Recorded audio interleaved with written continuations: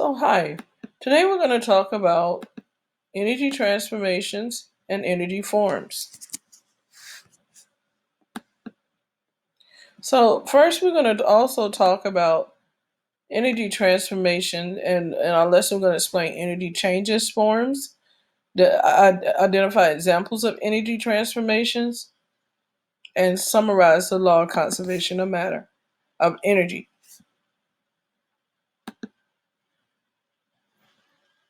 So, let's begin.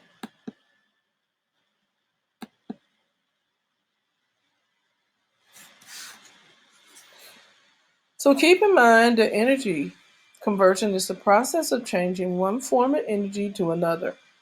A machine in which moving gas or liquid is used to turn a wheel or cylinder is a turbine. Fossil fuels such as coal, oil, and natural gases that form from the remains of prehistoric plants and animals.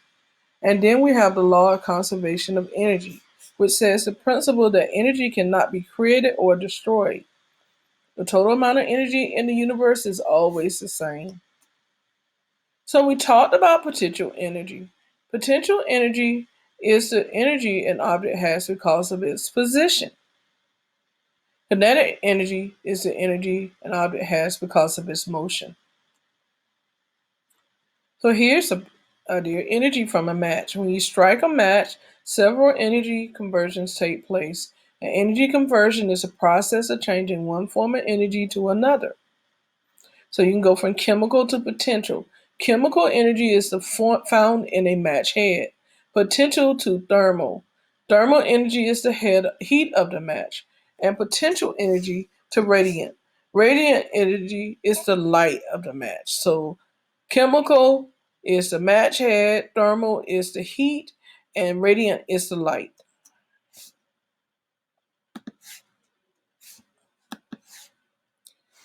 Fuels from the sun. Almost all of the energy on the earth comes from the sun. The energy from the sun is radiant. Plants convert the energy of sunlight into chemical. Over hundreds of millions of years, plants may change into coal, petroleum, or natural gas. When these fuels, known as fossil fuels, are burned, the energy stored by the plant is converted into other forms of energy.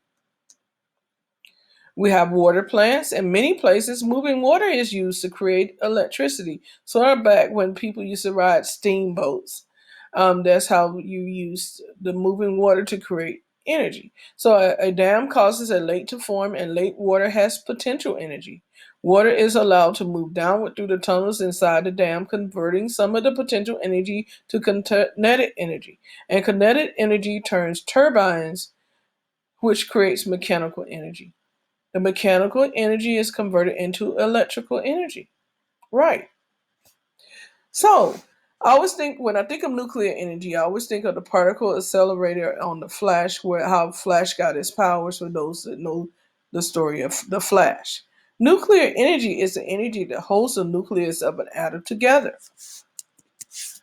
So what may happen is when you take those atoms and you fuse them together. So think of something coming together like a crash, and they fuse together. They create a fusion is when they join together and they create an energy. Or if you split them apart with chemicals, they're very volatile, and then the energy is released. So fission is split, fusion is joining.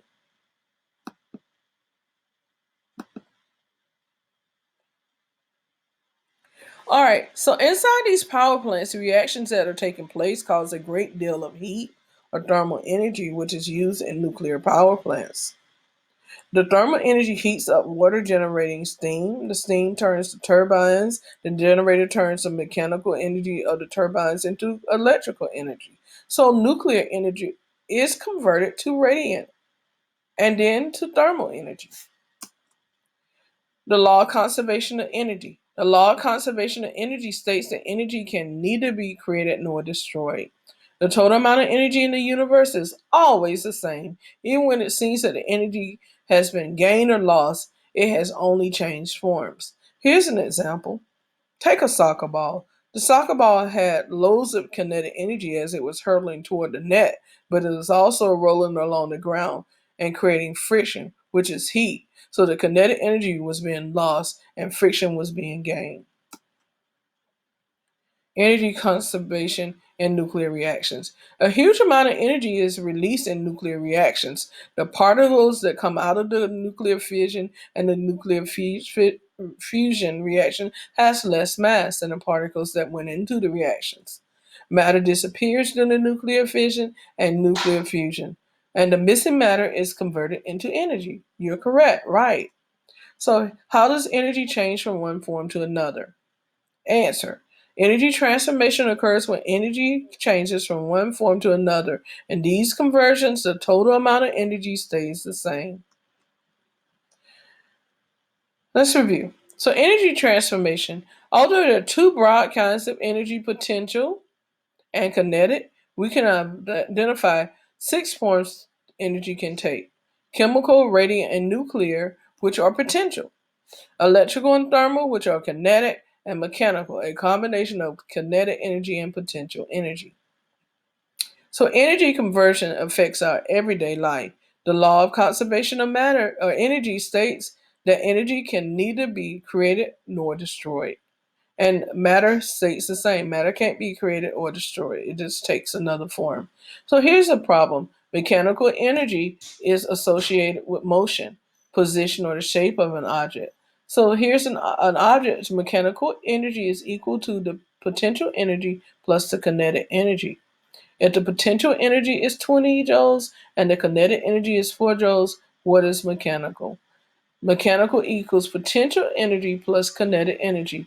Mechanical equals 20 joules plus 4 joules, which equals 24 joules. Right.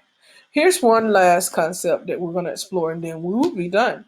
Gravitational potential energy. Potential energy related to an object's height is called gravitational.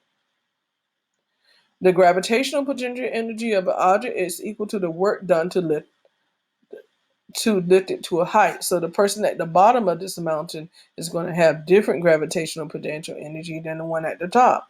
Remember, work equals force multiplied by distance. So the gravitational potential energy. So the potential energy related to an object's height is called a GPE, or gravitational potential energy.